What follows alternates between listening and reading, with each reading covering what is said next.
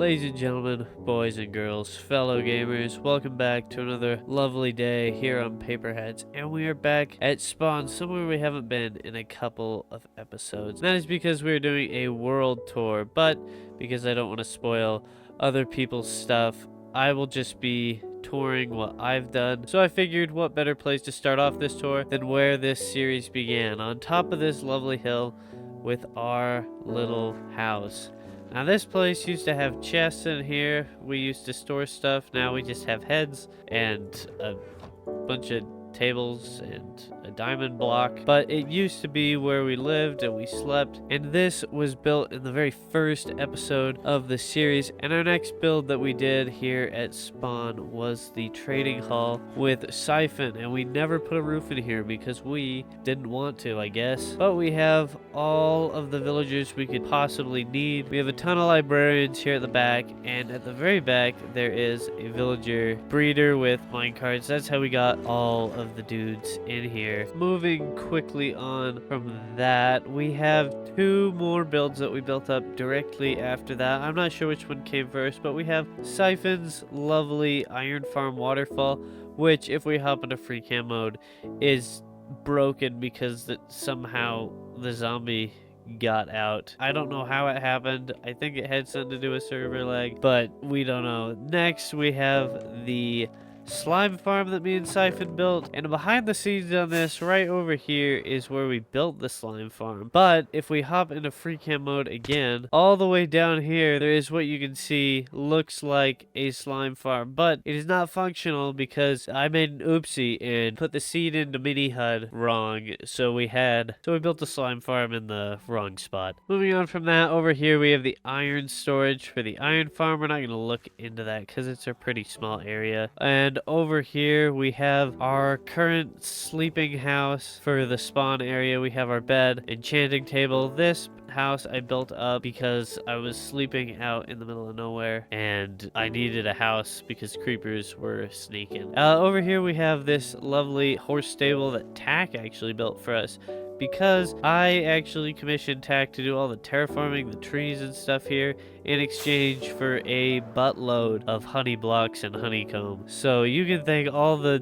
prettiness over here to Tack. And down here, this you cannot thank to Tack, but you can thank to me and Siphon and Dr. J, because this is the Technical Trio's shop that has not made sales in probably, I don't know, a couple of months. It was never really successful. We had a decentralized shopping district this season, and that sort of ended up with just people making farms for themselves, and shopping really wasn't a center point this season. So it makes sense that this didn't make a lot of profit, but some good did come from this, because right over here we have a beautiful custom cliff I made to cover up the big flat plane that used to be here, because this used to just be floating before I made that. And this is the last build that we have in this main part of Spawn. However, if we fly over this hill, on the back side down here, ooh, that looks cool. Right here we have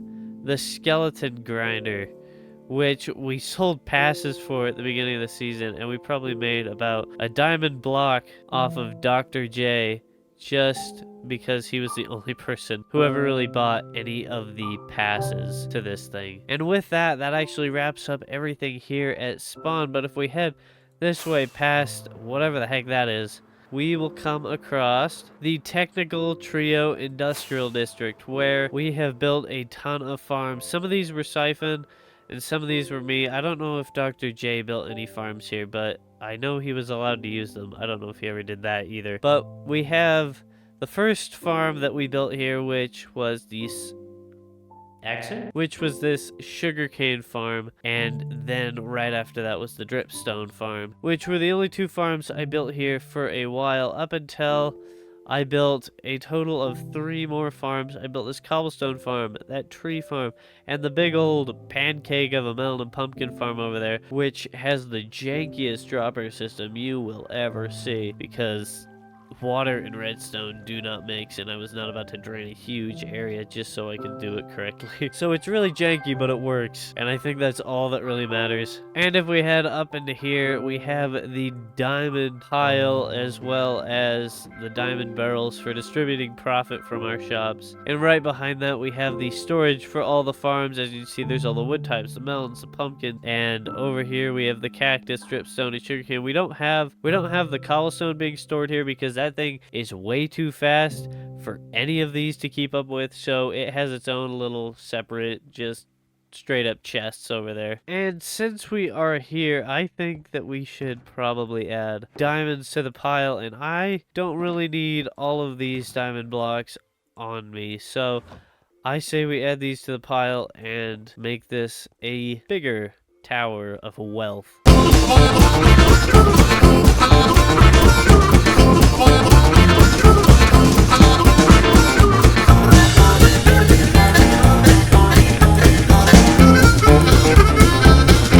That is quite the pile of diamonds. However, that does wrap up the industrial district. So on to the next area.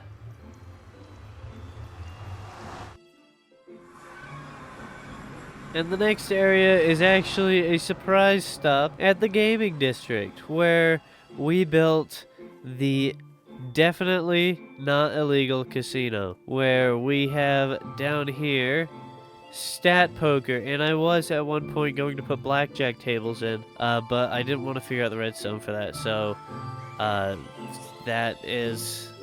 yeah. There's also the issue with the redispensing of stats in the stat machine, which I did also mean to fix, but still have not done so. Will you shut up, zombie? But this works just as you did expect. You press this button, and it will roll you a stat. In this case, it's distance swam. Take that out, whether it's lower or higher. Whoever has the lowest, if it's lower, whoever has the highest, it's highest. You go around the table, make bets, and then the winner gets the bets, etc., etc. And then to reset, you press this button. Everything gets reset, and yeah, it's really not too complicated of a system, but it's more detailed than I want to go into. There is, of course, other items in the gaming district, but that is the only one that I built, so it's the only one we'll be going over, though I will touch briefly on Tax Haunted House over there because I have the speedrun record of somewhere like 2.5 minutes. I can't remember. There's a video saved somewhere on my hard drive that has the exact time, and if I can find it, I'll run a short little clip of it right here.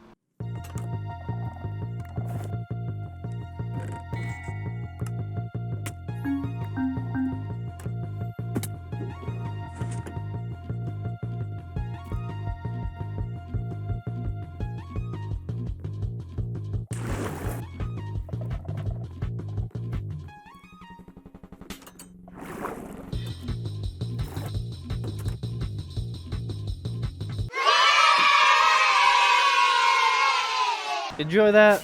Well, now it's time to go on to the next location, which is our main base for the season, the hangar bay in the side of the mountain, the one, the only...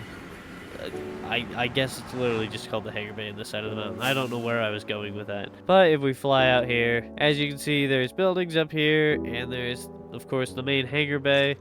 There was plans to do more with this, but the storage system ended up taking up most of the modules, and that's where I planned on putting a lot of the stuff, so looks like we're stuck with this. And up here there was going to be a snowmobile right there. There's of course the tower, and there was going to be a little dome area with bunks or a laboratory of some sort, because I don't know, the idea was this was sort of a scientist base on top of a mountain where they were studying whatnot, and that's why there's a warden trapped here.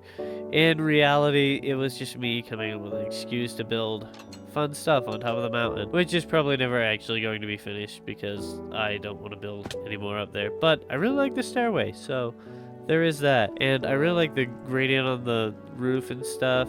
I never finished that back wall, and I never plan to.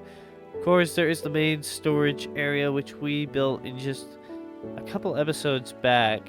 and it's currently sorting items from the ocean monument of last episode, and it has 3 layers and the overflow in the other wing. And this is probably my favorite project that I've done in this entire base, although the ceiling's not done, and again, I probably never do that ceiling. So, and of course, how could I forget Rabbit and Trevor, the frogs that I got extra of when I decided to put a frog and a mangrove propagule in the side of whatever that is. I think Tact named these because I named her frogs, and I like Rabbit and Trevor. They're my bros.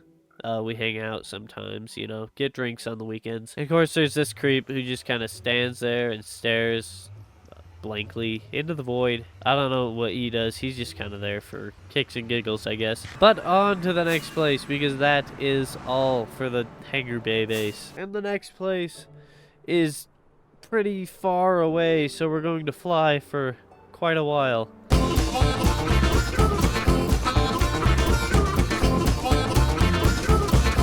And we have arrived at the next location, which is actually one that I have never shown on camera, I don't think. This is the sand vending machine that I built. I built this little box. It was all on stream. If you want to check out my streams, I don't know where to go because I've been thinking of streaming here on YouTube, but currently I'm over on Twitch. If you want to find my Twitch, it's in the description.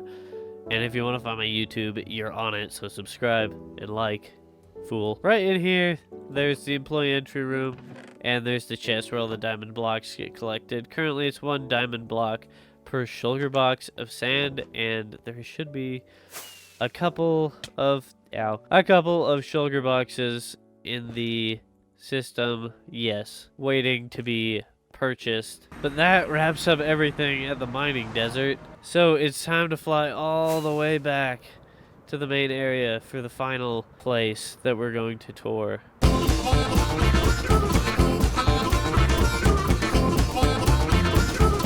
And the final location of today's tour is, of course, the Ocean Monument base that we built up in the very last episode, with its luscious gardens, its beautiful color palette, the brilliant paths. I'm of course patting myself on the back here because this is my favorite build that I have ever done on any world ever. This thing just looks so cool, and I am just really happy with how it turned out, even though it is just basically the exact same as a normal monument with just different blocks, colors, heights of blocks if you count the slabs. But the gardens are at least a nice touch, I think.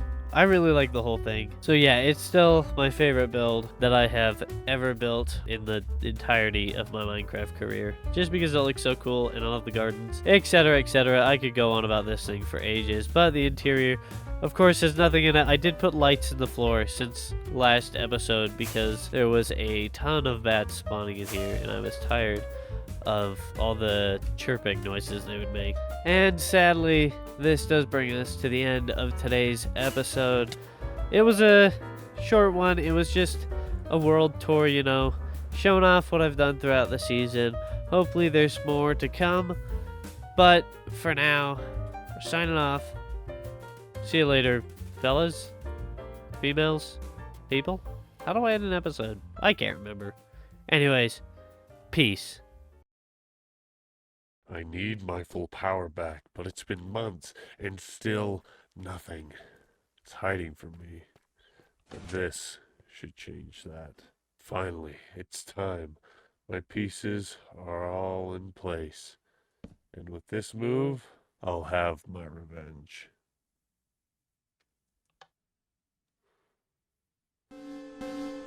No! It's resisting! This isn't supposed to happen! What on earth is that?